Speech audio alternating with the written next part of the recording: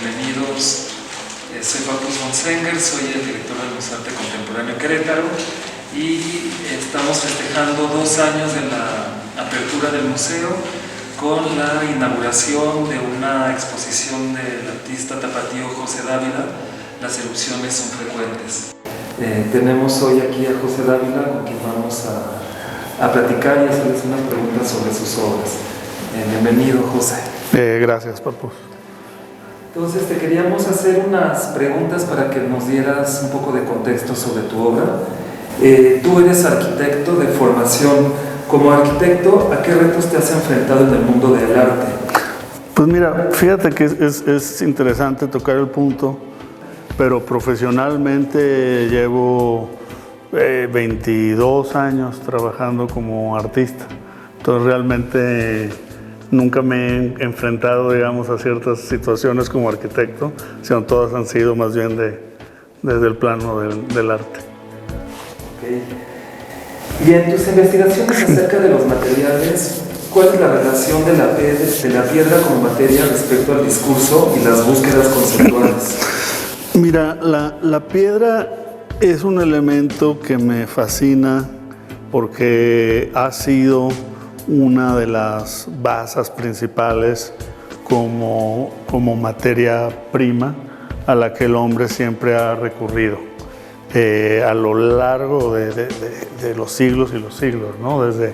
Ha sido el material que predominantemente se ha utilizado, por ejemplo, para construir puentes, para construir moradas, para hacer tumbas, para hacer esculturas.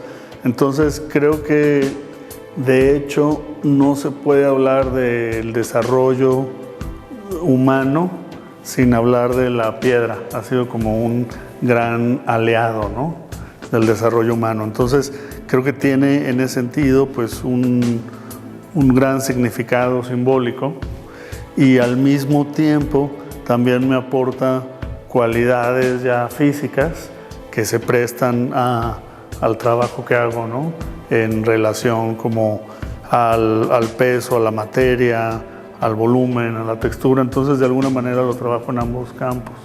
Por eso me interesa mucho también el hecho de que efectivamente es un material muy primitivo, pero que sin embargo siempre hemos usado y seguimos usando, ¿no? ¿Haces una investigación de piedras? ¿De dónde las sacas? Sí, pues realmente la saco de muy distintos lugares, desde el hecho de a veces recolectar algunas directamente del campo o en otros casos también acudir a bancos de piedra que se utilizan para todo tipo de construcción, hasta a veces también acudir a lugares que venden piedras para hacer paisajismo, o sea, un sinfín de lugares, ¿no? Y entonces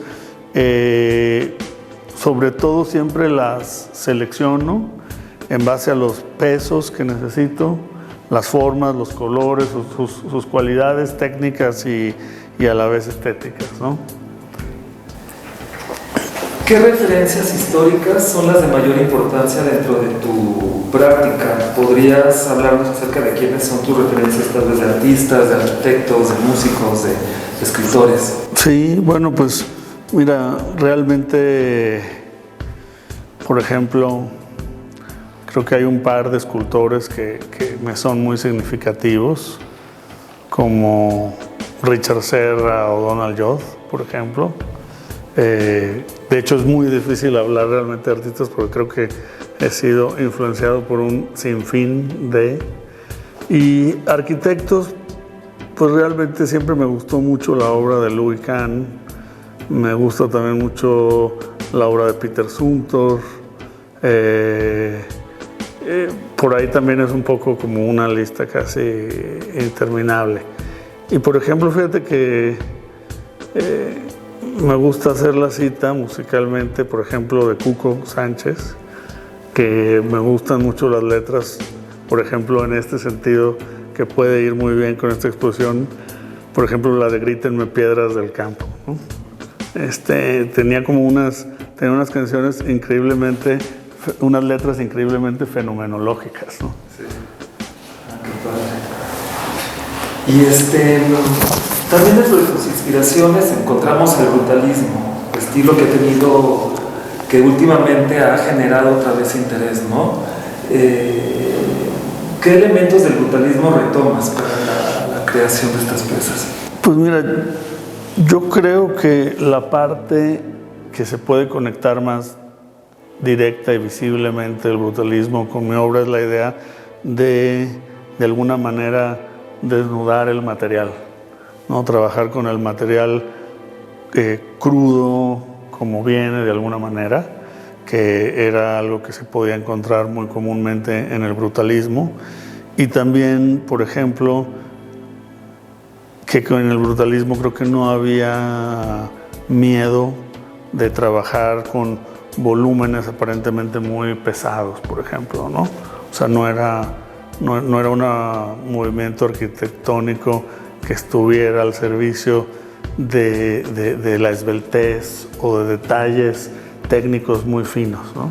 Y entonces yo intento también en ese sentido que la parte técnica de la obra sea muy evidente, o sea, casi como un juego infantil, donde entonces realmente puedes ver cómo está hecho el amarre, cómo una piedra, digamos, carga a otra, cómo, o sea, que sea en ese sentido, no nomás el material sea desnudo, sino que también la técnica sea transparente. Sí. Y luego las piezas trabajan de forma específica y determinada, no como que parecen que están muy bien calculadas, también por esta cuestión del equilibrio y todo esto, pero ¿qué lugar tiene el caos dentro de una obra?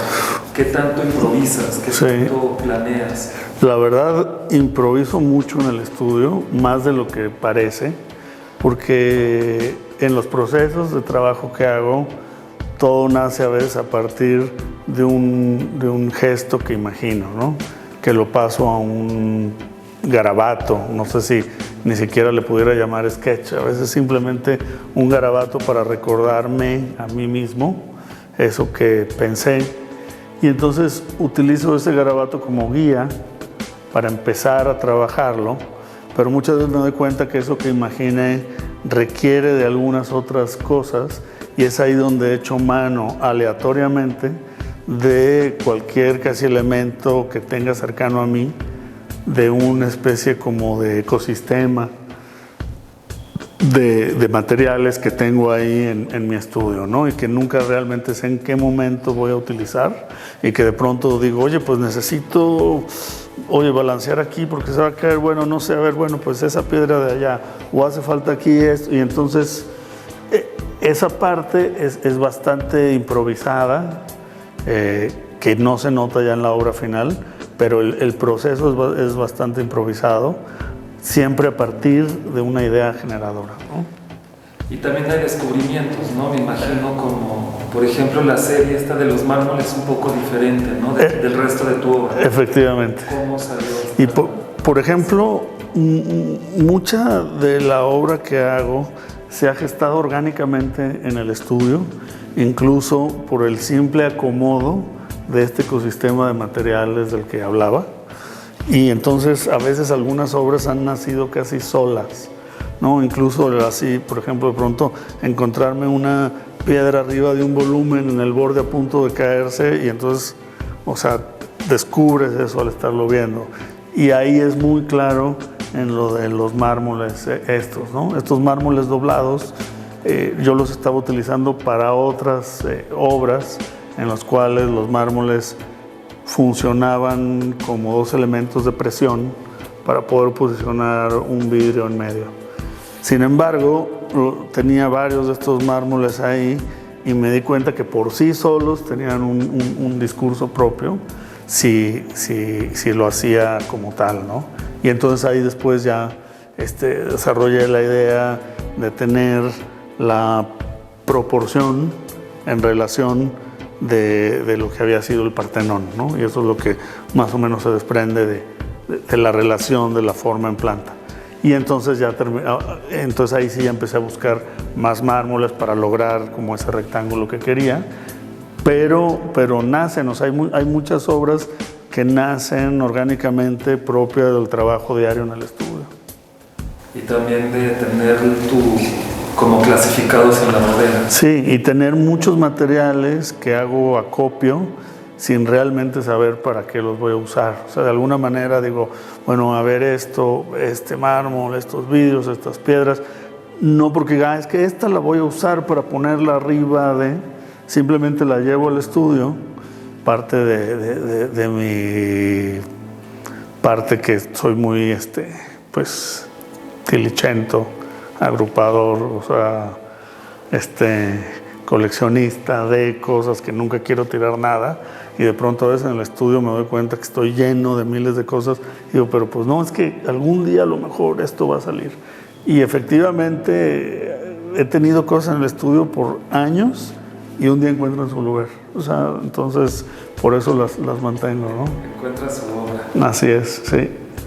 ¿Cómo se relacionan la resistencia y la fragilidad en tus piezas, ¿no? Estos que son de vidrio, también siempre están un poquito en equilibrio, siempre hay estas dos dualidades un poco que están a punto de caer, y en general una es muy frágil y la otra muy pesada.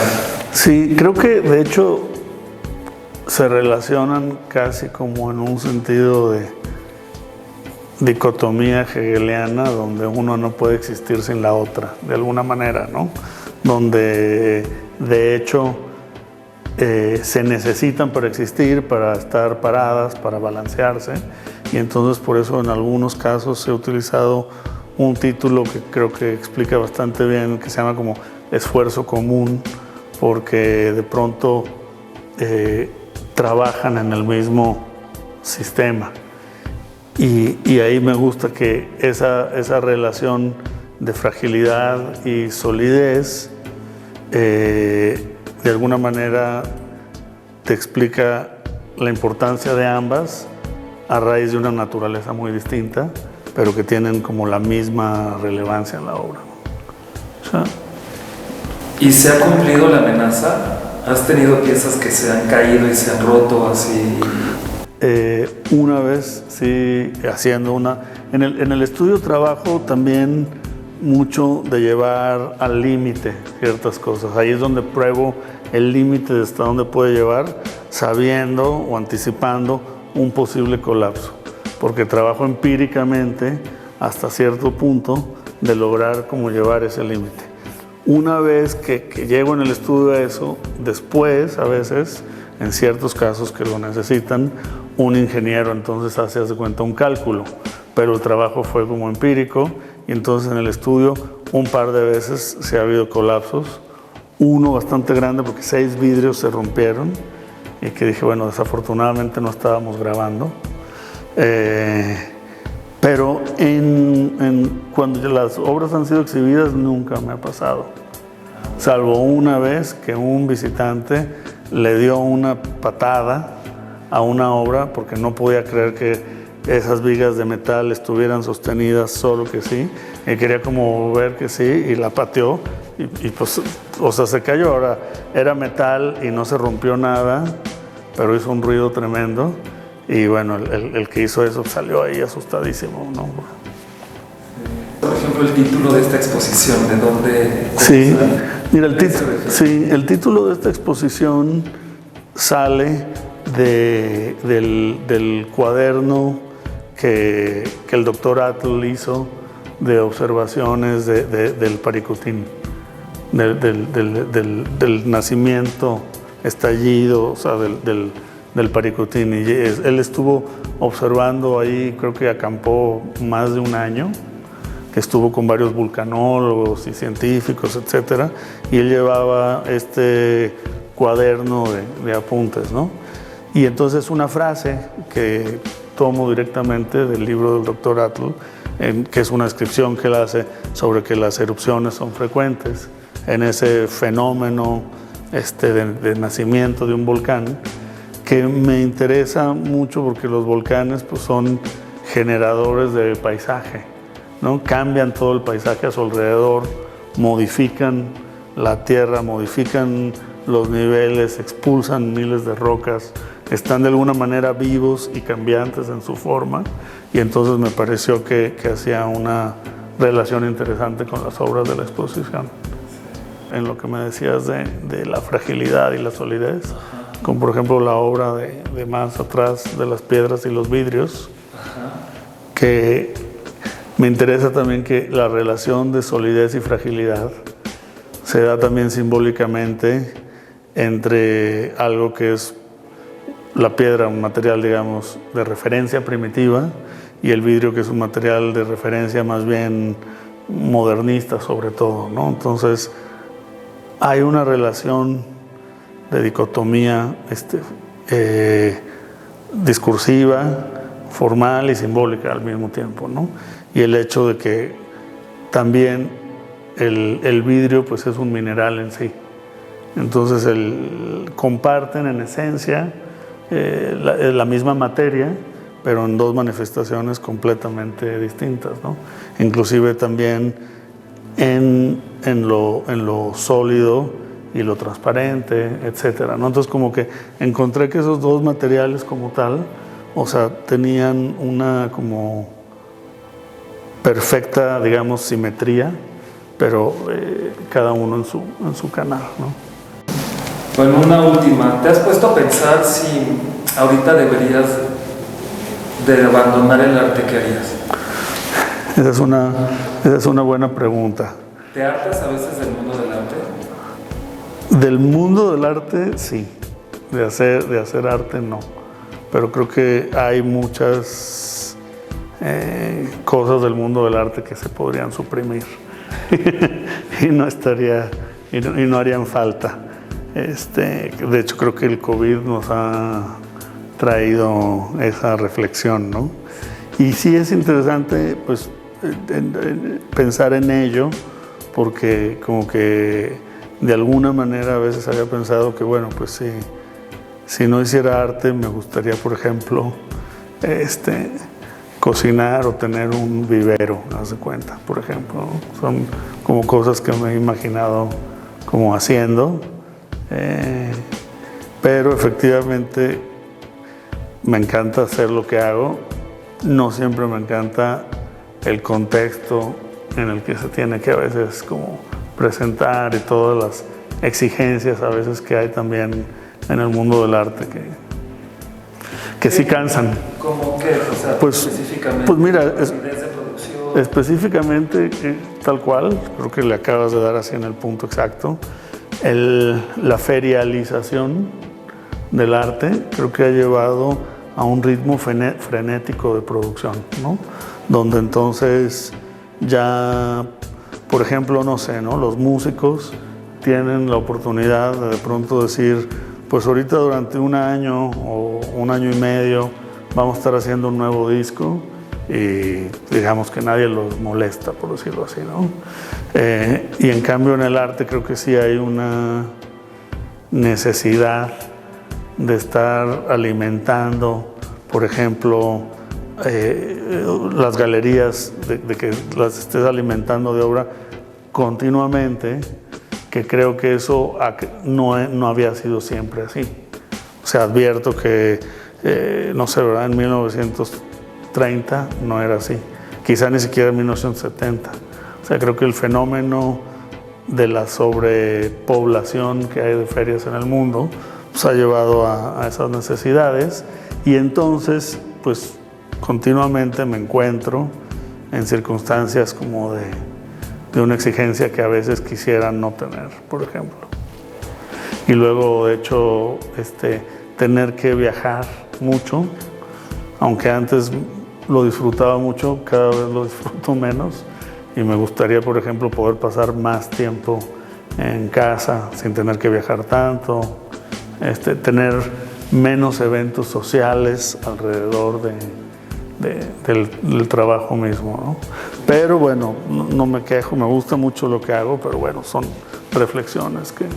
Bueno, son cosas del cansancio, ¿no? El cansancio sí, que en general... viajes y que en general creo que todo el mundo en todas distintas materias con el COVID se dio cuenta que podíamos como planeta ir 3 rayitas más abajo de velocidad en todo, ¿no? O sea, en general esta parte de la rapidez, la inmediatez, a la que estamos acostumbrados y que entonces te mandan un mensaje de WhatsApp y si no lo contestas en 2 minutos parece ser como que se va a caer el mundo. Pasó algo, ¿por qué no me has contestado? Te mandé un mensaje hace media hora. No, bueno, es así. Pues muchas gracias. Esta exposición yo creo que es importante que todo el mundo venga. Es la primera vez que tenemos la obra de José Dávila aquí en Querétaro y va a estar hasta abril del próximo año, a partir empieza el 6 de noviembre y va a estar hasta abril del 2021. Muchas gracias, José. No, pues muchas gracias, Papus, y a todas las personas en el museo que han hecho esta exposición posible. Pues agradecimiento para todos.